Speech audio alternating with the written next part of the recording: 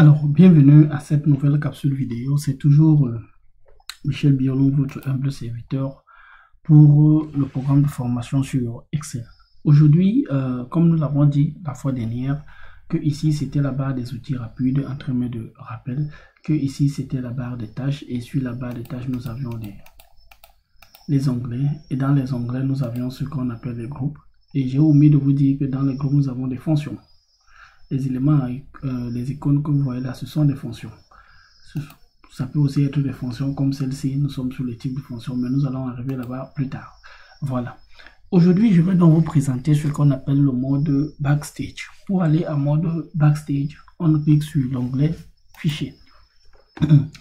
Nous allons donc expliquer, nous allons donc expliquer sur cette capsule vidéo ce qu'on appelle le mode Backstage. Sur le mode Backstage, vous avez ce qu'on appelle l'accueil. Si je clique sur Nouveau, ça veut dire que j'ai décidé de créer un nouveau fichier. Et si j'étais en ligne, il y a des modèles prédéfinis qui se proposent par Excel. Par exemple, j'ai le budget. Si j'ai le budget là, il me reste seulement à adapter le budget, comme vous avez bien vu là. Ok. Je suis toujours en mode Backstage. Je peux rentrer. Par exemple, le rapport des ventes. J'ai le rapport des ventes. Comme vous voyez là. Ça, c'est un mode Backstage. C'est un mode de faire les modifications ou alors modifier les éléments. Mais nous y reviendrons. Mais je veux aussi vous rappeler que ça, ce sont les feuilles de calcul. On peut les modifier comme on veut ou alors leur donner des paramétrages comme nous voulons. Par exemple, on peut décider de les renommer, on peut décider de les déplacer, les oublier, les protéger, ainsi de suite, ainsi de suite. Nous y reviendrons. Voilà, ça c'est un tableau croisé dynamique. Comme vous voyez là, je peux modifier les éléments comme je veux. Mais ce n'est pas ça qui nous intéresse pour l'instant. Rentrons en mode Backstage. Je peux ouvrir un nouveau fichier. Quand je dis nouveau, c'est par exemple les fichiers qu'il y a dans mon ordinateur, ma fiche et tout ce qui va avec. Je peux ouvrir un nouveau fichier. Je peux avoir les informations sur les fichiers. Avoir les informations sur les fichiers, par exemple, protéger le classeur. Pour ceux qui ne savent pas protéger le classeur, voilà, on peut chiffrer. Quand on dit chiffrer le classeur, ça veut dire que le mettre par un mot de passe. Protection de la feuille active. Ça veut dire contrôler les types de modifications et que les utilisateurs peuvent apporter sur une feuille active. Ça veut dire que je peux décider sur une feuille de calcul, par exemple, de bloquer certaines cellules ou alors certaines colonnes que d'autres. Voilà. Protéger la structure, par exemple, empêcher les modifications indésirables, machin et autres, tout pouvez lire. Restreindre l'accès, ajouter une signature numérique. Et là, ça, il faut faire très très attention. Une signature numérique invisible, ça veut dire elle peut venir d'une clé USB et tout ce qui va avec. Je ne vous en dis pas plus, mais vous pouvez tester la complexité. Voilà, vérification des absences de problème. Généralement, l'inspection pour l'information confidentielle, généralement, à la fin du travail, en principe, vous devez vérifier. Voilà, vérifier l'accessibilité, vérifier la compatibilité du document. Voilà, ici, gérer les classeurs. Ça veut dire qu'on peut supprimer tous les classeurs non enregistrés ou alors faire récupérer les classeurs qui sont non enregistrés. Voilà, on peut aussi voir voilà, option d'affichage du navigateur. Ce n'est pas très important. Enregistrer, quand on dit enregistrer, ça veut dire aller vers un répertoire. Je peux décider par exemple pourquoi je vais vers un répertoire qui est mon bureau, j'enregistre là-bas ou alors je modifie le nom ou alors le type de fichier. Comme je veux, je peux le faire en ça sont les différents formats sur lesquels je peux modifier les éléments, peut-être en PDF, peut-être dans d'autres versions ou alors en version TXT ou alors en version page web. Comme cela me plaît. Ça c'était enregistré.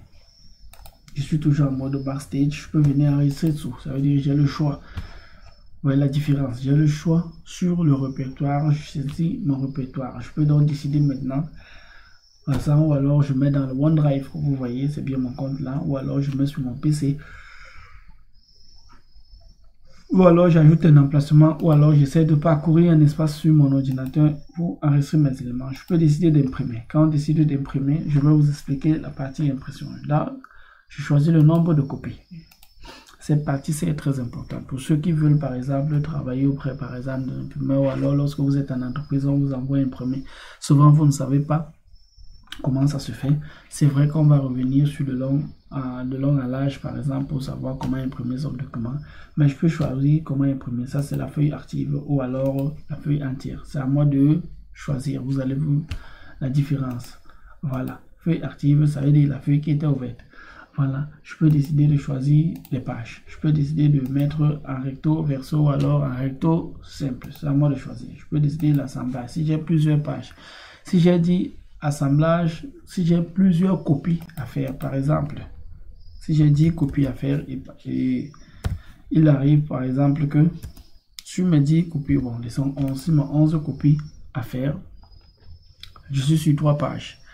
Est-ce que je dois partager le document à plusieurs personnes? Si oui, il est préférable de faire 1, 2, 3. Ça va être beaucoup, ça classe le document une fois. Sinon, vous allez prendre un temps fou pour imprimer, vous classer vos différents documents. Ou alors, oui, si c'est 1, 1, 1, ça va sortir 10 premières pages, 10 secondes pages, ainsi de suite, ainsi de suite. L'orientation du document, est-ce en portrait ou en paysage? Vous allez voir vous-même la différence. Voilà. Maintenant, l'orientation des formats, c'est à vous de choisir. Façon type de papier. Les marges, c'est à vous de choisir. Est-ce que ce sont les marges normales, les marges par défaut? Vous pouvez également les personnaliser, vos marges. Je vais aussi vous montrer comment les personnaliser dans le document. Maintenant, pas d'échelle, ainsi de suite, ainsi de suite. Passons rapidement sur la partie partage. Vous pouvez partager votre document. Vous pouvez exporter votre document. Tout dépend du type de format que vous voulez. Est-ce que vous voulez l'exporter par exemple en PDF, ainsi de suite. Vous cliquez juste sur exporter. Voilà, ça va prendre le champ de charger. Voilà, vous cliquez là, ça va venir, ça exporte. Vous voyez que à l'autre différence, c'est que ça vous choisit déjà la page PDF par défaut. Nous étions au niveau de l'exportation. Maintenant, nous sommes au niveau pour fermer. Si je ferme là, ça va fermer le compte. Voilà mon compte qui est là, produit activé. Voilà, les avis. Voilà, envoyer un sourire, ça c'est le retour client sur l'utilisation. Les options ici c'est pour la modification des rubans ou alors la personnalisation des éléments. Mais je pense qu'on va revenir pour expliquer par exemple au niveau des calculs, lorsqu'on aura des éléments qui ne fonctionnent pas bien, on viendra faire les modifications, vérifier les majuscules, ainsi de suite. Tout à l'heure, à la première, bref, on viendra voir par exemple les langues, l'accessibilité, les éléments avancés, par exemple personnaliser le ruban. Quand je dis personnaliser le ruban, par exemple, je peux décider d'enlever la partie développeur. Si j'enlève la partie développeur, je dis OK, développeur a disparu là directement. Je peux décider de revenir mettre la partie développeur. Voilà. Je viens là, j'ajoute la partie développeur. Vous avez vu, la partie développeur est revenue. C'est comme ça qu'on fait les modifications. Je continue sur la partie des options. Bref, c'est la fin. Oui, on peut toujours venir s'amuser par exemple sur les compléments. Il faut savoir que le logiciel nous offre beaucoup de compléments, parfois les librairies, les mises à jour, ainsi de suite. C'est à vous de savoir comment les gérer. Mais au fur et à mesure, on n'en est pas encore là. Il est juste question de prendre la main. Ainsi, je vous ai présenté le mode Backstage. Je vous ai dit, en résumé, pour accéder au mode Backstage, c'est accéder sur les paramètres, les éléments. Vous allez voir s'il faut créer un nouveau dossier, s'il faut ouvrir un nouveau dossier, s'il faut enregistrer un nouveau dossier, s'il faut imprimer, s'il faut le partager, exporter, gérer les comptes, avoir des options du document, mais également les éléments par défaut. Ici, prend fin cette deuxième capsule vidéo sur le mode Backstage de Microsoft Excel. Rendez-vous pour la prochaine capsule vidéo. Si cette vidéo vous a plu, je vous invite à vous abonner, je vous invite à liker, à partager, à laisser un commentaire et à me poser les questions sur la barre de description. Je me donnerai l'obligation de vous répondre chacun sur les problèmes qu'ils rencontrent sur l'utilisation Excel. Mais je vous tiens, nous n'avons même pas encore commencé notre enseignement. Nous ne sommes qu'au balbutiement. Alors, à plus tard pour la prochaine capsule vidéo. Ciao.